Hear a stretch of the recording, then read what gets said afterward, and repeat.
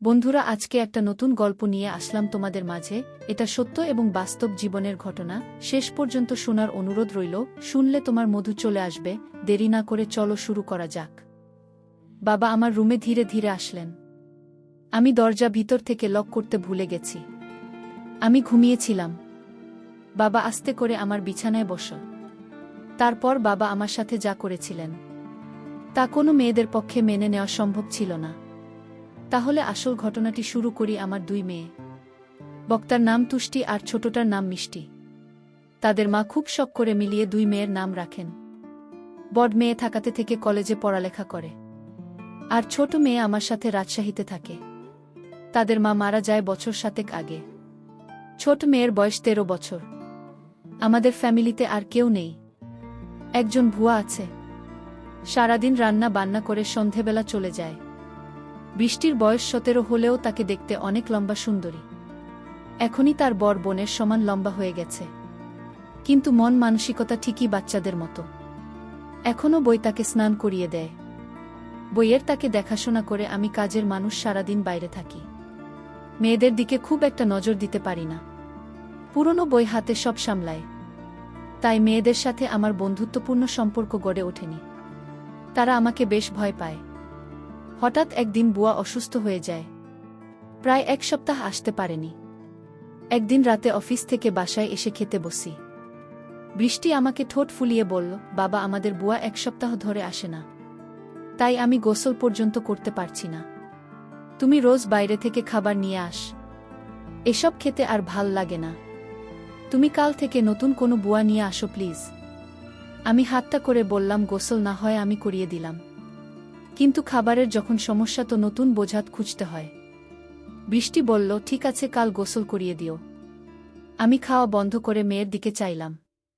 বৃষ্টি দেখতে খুব সুন্দর হয়েছে, একদম তার মায়ের মতো। আমি বৃষ্টির দিকে তাকিয়ে থাকতাম, কারণ আমার মেয়ে বৃষ্টি ঠিক তার মায়ের মতো হয়েছে। আমি আমার মেয়ের চেহারার দিকে তাকালে আমার স্ত্রীকে যেন খুঁজে পেতাম। আমি ভাবতে লাগলাম, মেয়েটি তো বড় হয়েছে, তারপরও এখনও বাচ্চাদের মতো আচরণ করে। তাকে গোসল না করিয়ে দিলে সে গোসল করবে না। আমি বাবা হয়ে মেয়ের দায়িত্ব নিতে। আমি বৃষ্টিকে বললাম, তুই এখন নিজের গোসল করা নিজে শিখ, কারণ কিছুদিন পর তোর শ্বশুরবাড়ি যেতে হবে। মেয়ে তখন বলল, বাবা আমি কোনোদিন শ্বশুরবাড়ি যাব না। আমি তোমার সাথে সারা জীবন থাকব। এই বাড়ি ছেড়ে আমি কোথাও যাব না।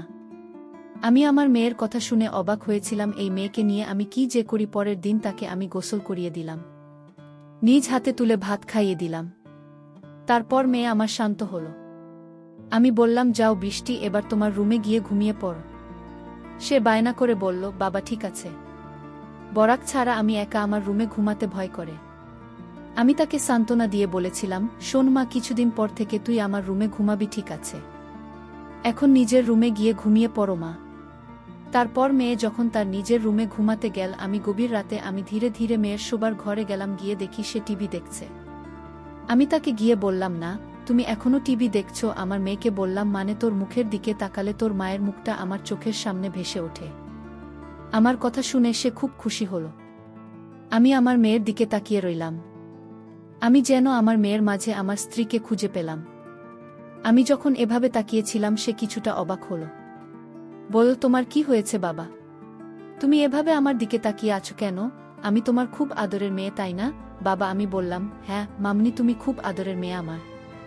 আমার বাবা বলল, আমি তোমার সাথে আমার একটা কথা ছিল। কি কথা বাবা? মা আমি, তুমি আমার কথা রাখবে না? আমার মেয়ে বলল, বাবা তুমি আমার জন্মদাতা, আর তোমার কথা কি আমি ফেলতে পারি? আমি তোমার সব কথা রাখব, তোমার কথা না রাখলে যে আমার অমঙ্গল হবে। আমি ভাবতে লাগলাম কিভাবে কি করা যায়। হঠাৎ বুদ্ধি এলো মাথায়। আমি তাকে গম্ভীর হয়ে জিজ্ঞেস করলাম, কতদিন গোসল করি? সালামা, প্রায় 1 সপ্তাহ।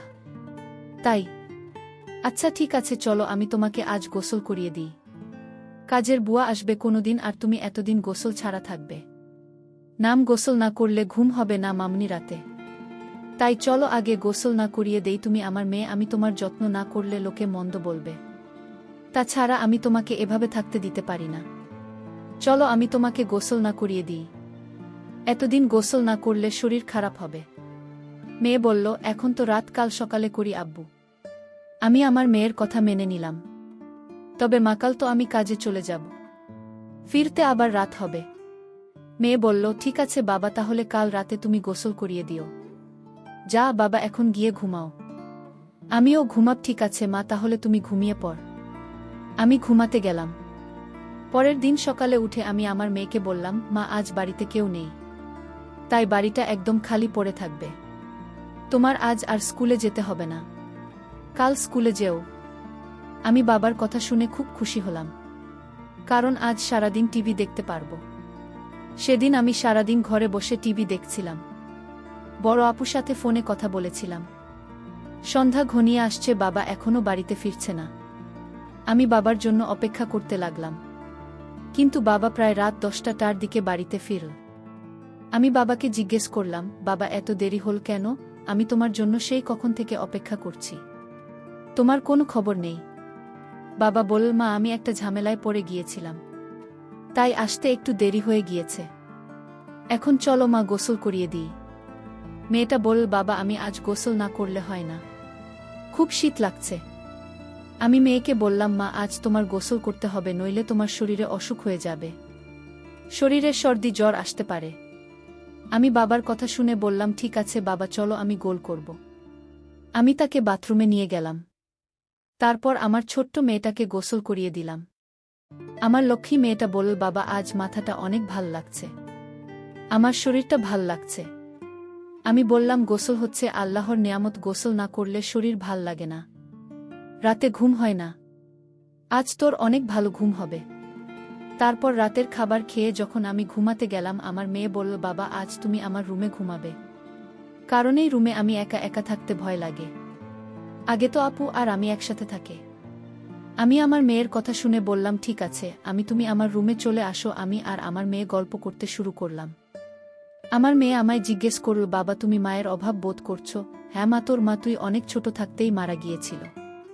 আমি তোদের কথা চিন্তা করে আমি আর কোনো বিয়ে করিনি, কারণ সৎ মা বাড়িতে নিয়ে আসলে আরও যন্ত্রণা বাড়বে, তাই এইসব ভেবে আর বিয়ে করিনি, কারণ তাদের মুখের দিকে তাকিয়ে আমি সারাটা জীবন কাটিয়ে দিব।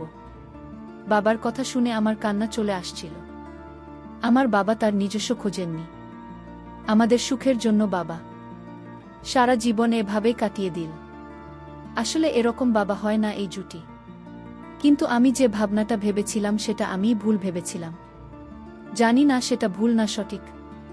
আমি পরদিন রাতে বাবার রুমে থাকতে চাইনি, কারণ রাতে বাবা নাক ডাকে এটাও সমস্যা ছিল না। আমি বাবাকে পাশে রেখে মোবাইল দেখতে পারি না, আর সেই জন্য সিদ্ধান্ত নিলাম, আজ থেকে আমি আমার রুমে একা ঘুমাব। আমি পরদিন বাবাকে বললাম, বাবা আজ আমি একা একা আমার ঘুমাব। আর সেদিনই ঘটল আসল ঘটনা। আমি রাতে আমার রুমে যখন ঘুমাতে গেলাম, তখন বাবা আমায় ডাক দিয়ে বললেন, আমি আজ তুমি তোমার রুমে একা ঘুমাতে ভয় পাবে না। মেয়ে আমার বলল, না বাবা, আমি তো দিন দিন বড় হচ্ছি, আর এখন আমার একা একা রুমে ঘুমাতে ভয় করে না। বাবা তুমি ঘুমিয়ে পড়ো। কিন্তু আমার চোখে কোনো ঘুম নেই। আজ 15 বছর ধরে আমি একা। আমার স্ত্রী একটা রোড অ্যাক্সিডেন্টে মারা যায়। আমার স্ত্রী দেখতে অনেক সুন্দরী ছিল। আমার তো মন চায় অনেক কিছু করার। যাই হোক, আমার চোখে ঘুম আসছিল। ঘড়ির কাঁটার দিকে তাকিয়ে দেখি রাত প্রায় 1টা বাজে। আমি আস্তে করে আমার মেয়ের রুমের দরজার কাছে গেলাম। দরজা ধাক্কা দিতেই খুলে গেল। আমার মেয়ে হয়তো দরজাটা ভিতর থেকে লক করতে ভুলে গেছে। আমার আর কষ্ট হলো না। আমি রুমের ভিতরে ঢুকলাম। আমার মেয়ের দিকে তাকিয়ে দেখি কত শান্তির ঘুম ঘুমাতে। মনে হচ্ছে নিষ্পাপ একটা মেয়ে, তাকে ড্রিমলাইটের আলোতে অনেক সুন্দর দেখা যাচ্ছিল, ঠিক তার মায়ের মতো। আমার কাছে মনে হলো এটাই বুঝি আমার স্ত্রী। আমার নিজের মেয়েটাকে দেখে আমার অন্যরকম অনুভূতির সৃষ্টি হলো। আমি ধীরে ধীরে মেয়ের বিছানার পাশে গিয়ে বসলাম। এক নজর তার দিকে তাকালাম। আমার অনেক ভয় করছিল, যদি আমার মেয়ে এখন জেগে যায়, তখন কিভাবে? আমি ভুলে গিয়েছিলাম এটা আমার মেয়ে শুয়ে আছে। এটা আমার জন্য একটা বড় সুযোগ। এসব ভাবতে ভাবতে হঠাৎ আমার মেয়ে জেগে উঠল। যে আমায় দেখে চমকে উঠল আর বলতে লাগল, বাবা এত রাতে আমার তুমি কি করছো? আমি বললাম, কেন, আমি কি তোমার রুমে আসতে পারি না? কিন্তু বাবা আমি তো দরজা লক করে ঘুমাচ্ছিলাম। তুমি রুমের ভিতরে ঢুকলে কি করে?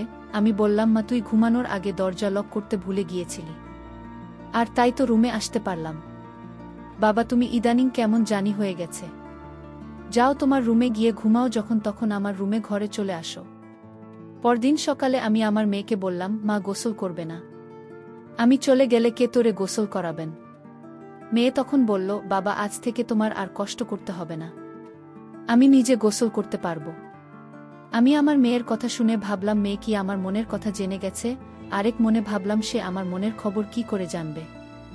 আমি রাতে বাড়িতে ফিরলাম, ফিরে দেখি মেয়ে ঘরে বসে টিভি দেখছে। আমি আমার মেয়েকে জিজ্ঞেস করলাম, বৃষ্টি আজ তুই আমার রুমে ঘুমাবি? কারণ আমার শরীরটা ভালো না। আমি বাবার বাহানা কিছুটা বুঝতে পারছি, কারণ বাবার ইদানিং মনের ভিতর খারাপ কিছু চলছে। আমার বাবাকে সন্দেহ সৃষ্টি হল। আমি সিদ্ধান্ত নিলাম আমি আর বাবা রুমে ঘুমাব না। বাবা ইদানিং পাগলের মতো হয়ে গেছে। আমি আজ আমার রুমে ঘুমাতে গেলাম। রাতের শরীরটা ক্লান্ত ছিল, তাই আজ সকাল সকাল ঘুমিয়ে পড়েছিলাম। রাত যখন গভীর হলো আমি অনুভব করলাম আমার রুমে কে যেন প্রবেশ করছে, আমার সাথে অদ্ভুত আচরণ করার চেষ্টা করছে। আমি যখন বুঝতে পারলাম, আমি ঘুম থেকে উঠে বাবাকে দেখতে পাইলাম। আমি বাবাকে বললাম, বাবা এত রাতে আমার রুমে কেন আসলে, আর আমার সাথে এমন আচরণ কেন করছো? বাবা তুমি ভুলে গেছো আমি তোমার মেয়ে, তুমি এখনই রুম থেকে বাহির হয়ে যাও। বাবা তখন চিৎকার করে বলল, আমি যে রুম থেকে যাব না, না, এই রুমে আমার স্ত্রী লুকিয়ে আছে, বের করে দাও আমার স্ত্রীকে। বাবার কথা শুনে আমি অবাক হয়ে গেলাম। আসো পুজো তো। বাবা এসব কি বলছে? বাবা আমি তোমার আদরের মেয়ে, তুমি এসব কি বলছো? বাবা তুমি যদি আমার সাথে খারাপ আচরণ করো তাহলে আমি ভুলে যাব তুমি আমার বাবা। বাবা আমায় বল আজ আমি মরে যাব, তাও আজ এই রুম থেকে বের হব। বাবার এমন কথা শুনে আমি বাবাকে একটা ধাক্কা মেরে ফেলে দিলাম। বাবা তখন অজ্ঞান হয়ে লুটিয়ে পড়ল। আমি তাড়াতাড়ি বড়বাবুকে ফোন দিলাম। বড় আপু আর আমি বাবাকে হাসপাতালে নিয়ে গেলাম। বাবা 3 দিন যাবত অজ্ঞান ছিল। বড় আপু আমায় বলল, তুই নিজের বাবাকে ধাক্কা মারে? আপু তুই জানিস না, বাবা প্রতি রাতে আমার রুমে আসতো, অন্যরকম আচরণ করার চেষ্টা করত। তাই আজ আমি বাবাকে কখন যে ধাক্কা মারলাম তা বুঝতে পারি। বাবার যখন জ্ঞান ফিরল ডাক্তার বলল, আপনার বাবা পাগল হয়ে গিয়েছে, ওনার ব্রেন নষ্ট হয়ে গিয়েছে, আর তাই আপনার সাথে এরকম খারাপ করত। ডাক্তারের কথা শুনে আমি কান্না করতে লাগলাম আর বলতে লাগলাম, আমি বড় ভুল করে ফেলেছি। আমার বাবা জ্ঞান হারাচ্ছিল, আর তাই তো আমার সাথে এরকম করত। বাবা তো আগে এরকম করত না। আমাদের কথা শুনে বাবা বেড থেকে উঠে বসল, আর আমাদের 2 বোনকে উদ্দেশ্য করে বলতে লাগল, শোনো মা, ডাক্তার ভুল বলেছে, আমি পাগল নই, আমার মাথাও ঠিক আছে। আমি 15 বছর ধরে তোদের মাকে দেখি না, আর তাই সে আমার পাশে না থাকাতে আমি সারাক্ষণ চিন্তায় ডুবে থাকতাম। আমার কিছুই ভাল লাগত না। কিন্তু আমার ছোট মেয়ে বৃষ্টির দিকে তাকালে আমার মনে হতো আমার স্ত্রীকে খুঁজে পেয়েছি, কারণ বৃষ্টি দেখতে হুবহু তার মায়ের মতো, আর তাই আমার মেয়ে হিসেবে বৃষ্টিকে দেখতাম। এতে আমার চিন্তা কমে যেত। আমি প্রতি রাতে তার রুমে গিয়ে তার কাপড় চোপড় এলোমেলো থাকলে আমি তা গুছিয়ে দিতাম। এটা কি আমার অপরাধ? আমার নিজের মেয়েকে স্নেহ করা কি আমার অপরাধ? আমার মেয়েকে আমি দেখতে না পেলে আমার খুব কষ্ট হতো না? আমার মেয়েকে আমি সব সময় চোখে চোখে রাখা, সেটাও কি আমার অপরাধ? বাবার মুখে এমন কথা শুনে আমি হাউমাউ করে কান্না করতে শুরু করলাম। বাবার পায়ে ধরে আমি বাবার কাছে ক্ষমা চাইলাম, বাবা তুমি আমায় ক্ষমা করে দাও, আমি তোমাকে ভুল বুঝেছিলাম।